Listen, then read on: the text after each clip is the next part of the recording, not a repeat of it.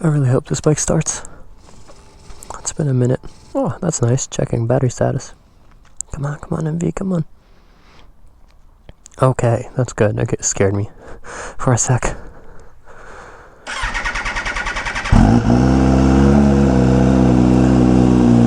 I'm not gonna lie, I forgot how loud this one was. I thought it was gonna be extremely quiet since you have this massive cat, which is gonna be changed today. That's the whole point of this video, as well as other more parts that are gonna be installed. So this is a full-on MV day that I'm very excited for.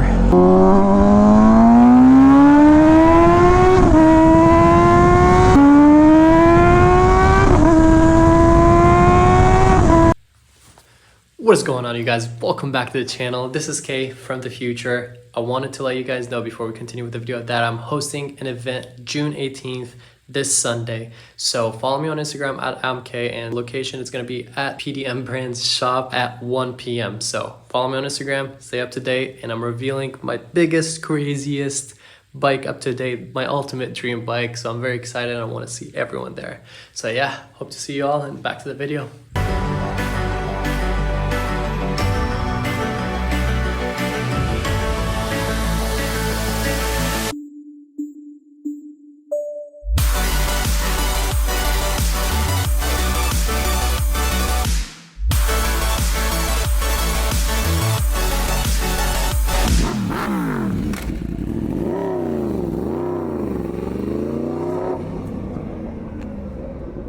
Hey, even though I don't have mirrors, I can see through the reflection of the screen over here that I'm rolling, so that's nice.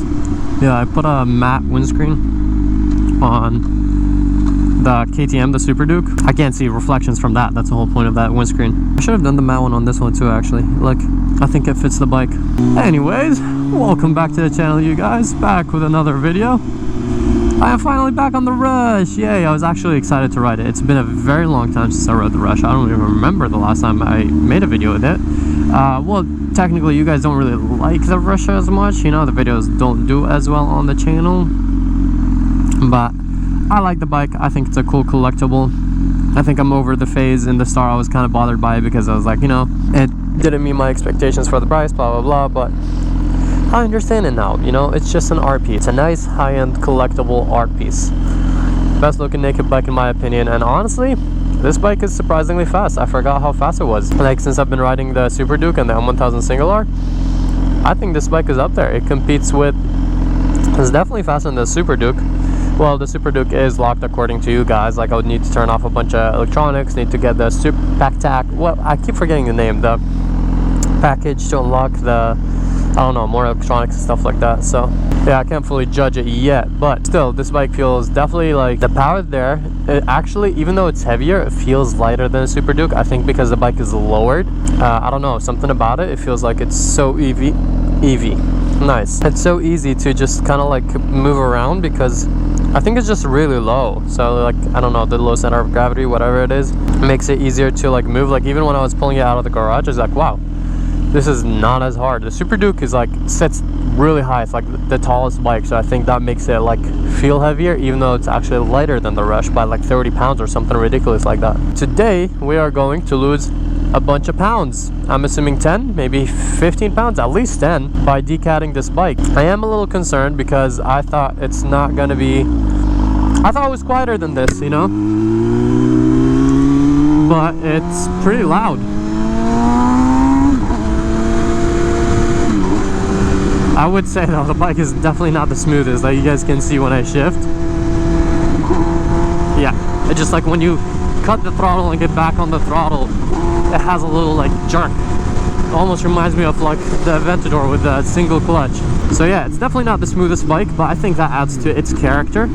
So, you know, I'm warming up to these bikes. I'm starting to get used to them more and liking them more. But yeah, as you guys can hear, this bike is not quiet as is with the SC slip-on that it came with, which is part of the race package. That, by the way, for a lot of you guys that don't know, in Europe I think this bike is like $40,000, and you can get the like race package or whatever for an extra $5,000. So over here we don't have that option. It just comes for $45,000 MSRP, and it comes with like the box that comes with the SC slip-on and a bunch of other like parts like the levers and stuff like that. So those are all included. We don't get a choice if we want to get that or not, but I'm glad it's included because, you know, I think it's really cool that it has these extra parts and features. But yeah, today we're actually gonna go change the grips out. I got some domino, I think that's how you say it. Someone please correct me if I've been saying it wrong this whole time, but yeah, I got these grips that I have on most of my bikes, and they have a little hint of yellow, which I think is gonna look nice with a rush. We also got some titanium golden bolts, and the main event, the best part is, of course, the decat and unleashing the sound of this bike. Now this bike is tuned, so I'm assuming when I decat it, I'm gonna talk to Troy from Brent Tuning, see how the bike runs first of all, and most likely have to get it retuned, just because, you know, it's the airflow is gonna be pretty different since we're going from just a slip-on to a decatted system. Way more airflow. Oh, also I forgot that I should have been a little bit more careful because I don't have the chain guard over here. We're anodizing a bunch of the stuff, so there was a lot of silver that I complained about before, and we're anodizing all that. I'm buying the MV pegs directly from MV that's in black because they offer these in black at MV, but they don't offer like a bunch of the silver, like the heel guards and all that in black. They only offer them in red, I think, which is weird, and obviously I couldn't find them in carbon, so we're just doing custom and anodizing all that silver stuff to black so it looks better. All these nuts right here are going to be gold titanium, so there is 5, so there's going to be 10 golden titanium nuts over here. I did get like a carbon fiber tank pad, but I'm waiting for the rest. So this decal actually goes all the way there, but it was crashed, so I removed the whole thing so my OCD doesn't trip out. It's better that it's empty like that. So I'm waiting for this sticker, and then I'm gonna put on the carbon fiber thingy over here. Monstrous Big Cat is gone today. We made a custom one for it, so yeah, I'm going like way above and beyond for this bike. I did not expect to be doing as much for it, but I like it. I think it's cool, and with all the work that I've done to it and about to do to it even more, it's gonna be even more and more rare. You guys remember that we installed these, and I did these last time. I don't think I rode ever since I did these. I just did them in the garage by myself. So yeah, these are carbon. I told you that they would be coming. Makes the bike look a lot better because, you know, matching all the rest of the carbon, and I got a matching carbon, of course. And I was looking at it while I was riding. I think if I get like these right here in gold, if I get some in gold, every other bolt I'm gonna be like, what about this one, what about this one? Like I was like, okay, I'll just get these. Then I was like, ooh, these would be really cool too. And then I was like, ooh, this one right here would be really cool. And that's how the addiction starts, and I want to make everything gold. So I don't know if I want to do that. I might just do the clip-ons. We'll see. Because as I said before, the titanium bolts are insanely expensive. I spent thousands of dollars on the M1000 RR for the titanium bolts and nuts, because once you start, there's like no going back. The sprocket ones are like fine, they're kind of hidden back there, you know what I mean, separated from the rest. But when you start doing the main bolts for the fairing and stuff like that, you're like, oh, I might as well do this one, might as well do this one, and it adds up, and it's thousands of dollars. So I'm gonna do a lot of those. But yeah, I'm so excited to put the new exhaust on it. Drop a like and subscribe to the channel, please, and I'll be right back. Alright, you guys, we are back. I've already filmed the first start on it. I started it straight pipe, so without even the SC on it, and it sounded insane. But it's funny because that's the pipe that we added right here. As you see, no more big box. It's this nice clean singular pipe. But yeah, it was pointing up, so when we started, it was like exhaust literally was shooting up. I was like, imagine riding like that would be too funny. But yeah, we did a lot. First things first, if you guys want this, the tech actually is going to start producing them, so everyone that needs it, go hit up Mikey. I'm going to put his Instagram right here for you guys. DM him on Instagram, and yeah, he'll talk to you. If you guys have a Bertali, have a Rush, any of these like kind of specialty bikes, he can make this exhaust for you guys right now.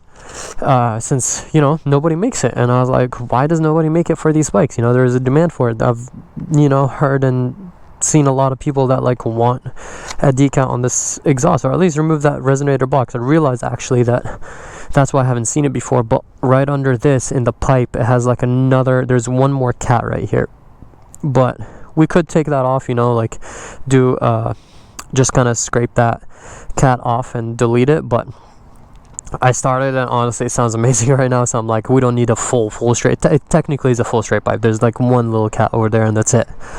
But we took that big box, you know, saved some weight. I don't think it was as heavy actually as I was saying. I think it was like about 5-7 pounds, something like that. And this thing is probably like 1 pound, so we saved at least 5 pounds, which always matter in a bike. So without further ado, the sun is starting to set. Let me show you guys the first start. Oh, actually, let me show you some of the other stuff that we did. Look at all the gold titanium bolts. What do you guys think about all those? So at first I was worried it's gonna be much. It could be a little bit much. I didn't like that these titanium bolts weren't flush. It's a couple threads like sticking out, but it's not too bad because it's not sticking out past that. So it's levels, like, you know, this one, then this one, then this one, but it still sticks out a bit much. But as I said, it's really hard to find perfect fitting you know, bolts and stuff like that for these bikes. So at least I was able to get those. It still, I think, looks cool, adds a little flair to the bike down there. It might be a little too gold, but as soon as they get dirty and you get like they start fading a little bit with the sun and everything, I think they're gonna get darker and it's gonna look actually better. We put the domino grips as well. I think they really like make the bike stand out a lot more. I think they look really cool. And yeah, I'm very happy with the grips. They definitely add some flair. And I was complaining about the horn previously, so we actually did a horn delete and just put that like one bolt over there. It was just really ugly because it's like a circle right here, and we bikers don't really never use a horn. We just rev instead. It's so much faster and more efficient than trying to find the horn and pressing that button, you know, because it's not yeah, see, like I don't even know, see, the horn is right here. So yeah, so we did the horn delete, we did the domino grips, the titanium bolts, and the main thing, this pipe. And as soon as this pipe gets colored similar to this, it's going to be nice and matching and flowing. We also took off the heat shield right here because, you know, we don't need it anymore. It was like very ugly, so now it's black. It looks a lot cleaner.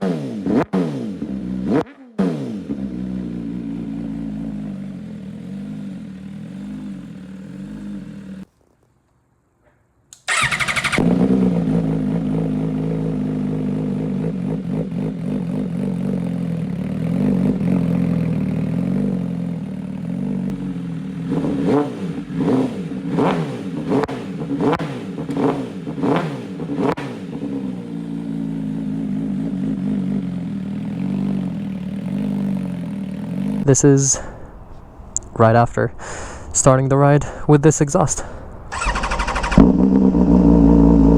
Oh geez. Yeah, that's a lot louder.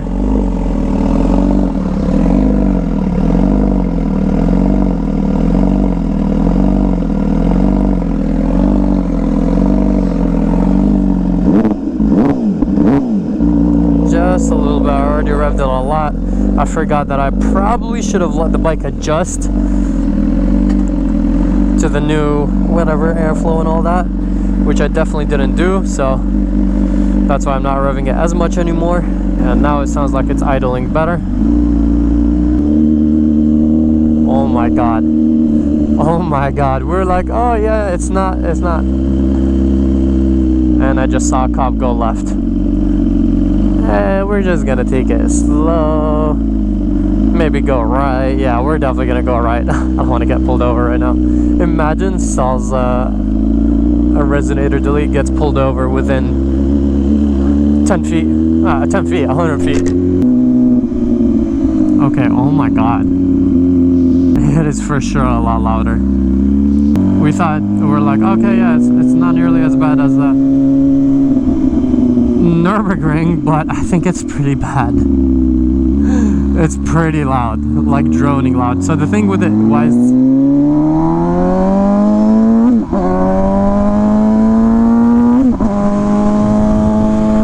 it very loud is because of the exhaust placement.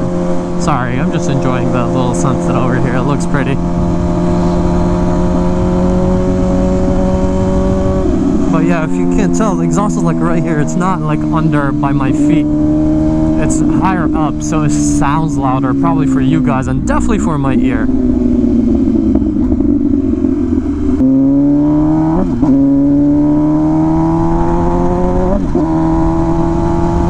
Okay, we got a little fuel warning.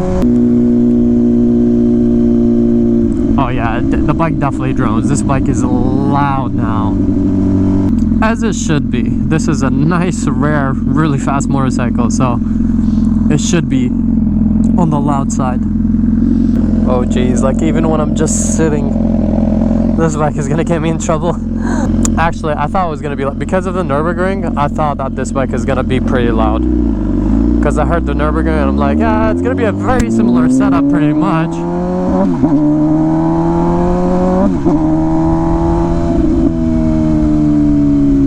I think what I'm trying to do next to it, well, besides trying to anodize a bunch of the parts that are actually already not on the bike that I told you guys about.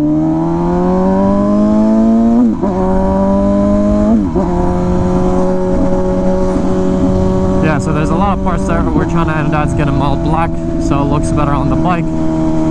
But besides that, what I want to do next is actually try to get some Rizoma stealth mirrors. The winglets on it, I think is going to look really cool on it, so... Oh my god. The pops on this bike. Okay, it's loud. It like drones loud. Do you guys hear? Like this guy was like straight up just staring. He's like, what? Nice. Right next to two cops. I'm so gonna get pulled over. I'm so gonna get pulled over. This bike is way too loud. And I didn't see him. If I saw him, I would have just made a turn. Yeah. Leave. Oh my god, bro. If I was nearby them, if I was like turning, 1,000,000% would have gone pulled over. I was on my nerves right there. I was like, I'm 100% getting pulled over. For sure, if they were like nearby me or going the same direction, would have pulled me over. No doubt about it. Honestly, I don't even know. They might turn back around because and try to get me.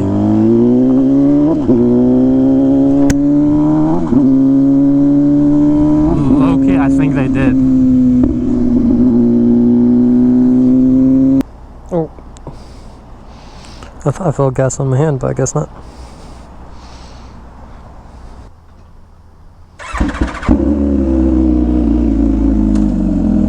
The bike is revving a little too loud, or if it's just really that loud.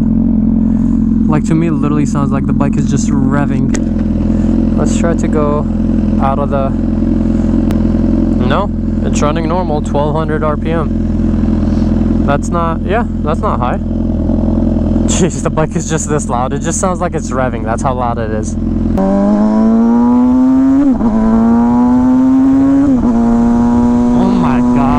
This is so loud. As soon as I get on the, like it's kind of like the Fireblade where it's like always loud, no matter if I'm on the throttle, off the throttle, giving it gas, the dog is staring. Yeah, everyone is staring. I can't wait to take this to a meet, honestly. I think that people are gonna be like, what the... Especially coming out from like this little bike. Because it looks small, but no, people don't know that this makes like over 212 horsepower and sounds this crazy and is as expensive as it is.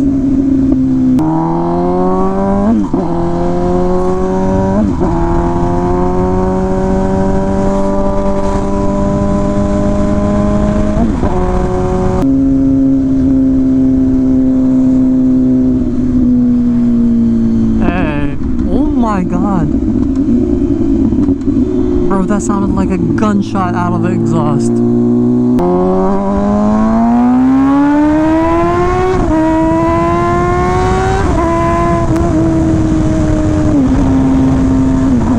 Holy! This bike has come alive. This is nuts. Oh my god, I did not expect this bike to sound this good. This is crazy. I feel like I'm having a similar reaction to when I first rode the Nürburgring, because I had no idea that these bikes could, you know, sound and feel as crazy as they do. But man, this bike transformed, and we kept the SC slip on. Hell yeah! So yeah, I'm very hyped. Like, this bike is, and yeah, it gotta be my favorite naked bike. I'm sorry, even to ride. Like, now that it has this exhaust, it sounds so much better. And I think it's like very stable. It's very like easy to throw around. I think its power is there. I think it's my favorite naked bike for sure. It has the uniqueness and the specialty. I'm very happy with how it turned out, and hopefully more stuff to come to make it even better and better. There's not much left, but there's always more. You guys already know. I always say that. I love that I can just mob in 6th gear, give it some gas on the bike, still goes. Let me know down in the comments below if you guys want to see a race between this one and the Nürburgring. Now that I feel like it's a little bit more fair, yeah, the Nürburgring has a full exhaust system, it's still a lot lighter and everything, but it will still be cool to see these two bikes against each other.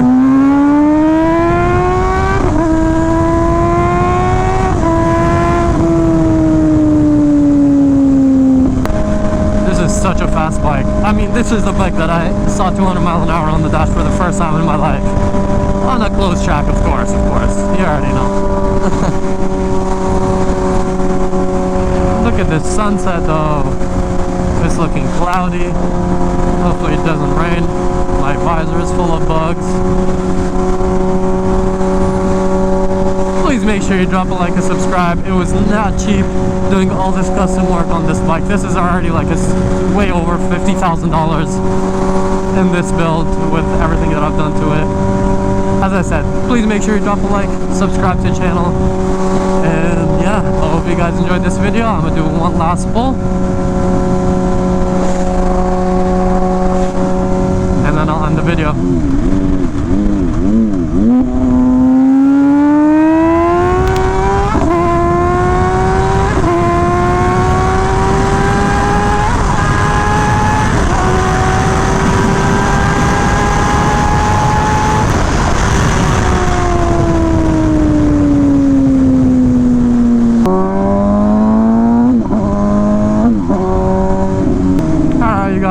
Peace out, ride safe.